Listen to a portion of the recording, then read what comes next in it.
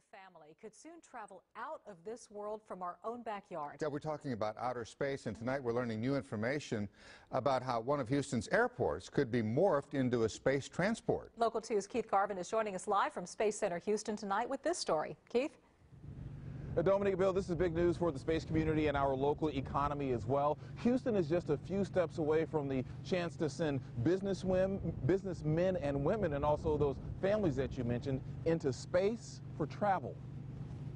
But I think it's going to be pretty awesome. It's exciting. It really is. A new page in exploration for the space city is on the horizon that would see nearly 100-year-old Ellington Field transformed into a futuristic spaceport.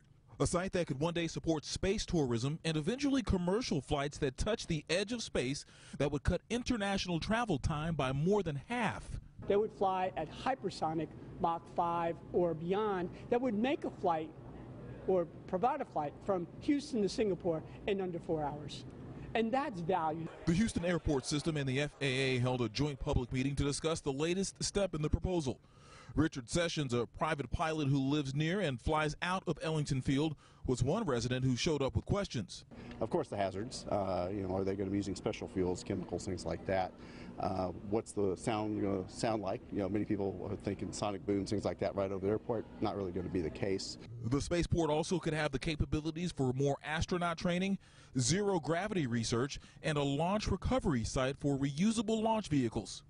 All those possibilities, of course, could lead to the creation of new jobs. Whether it's new batteries or new navigations or new materials or new propulsion systems, all of which will benefit the economy of Houston.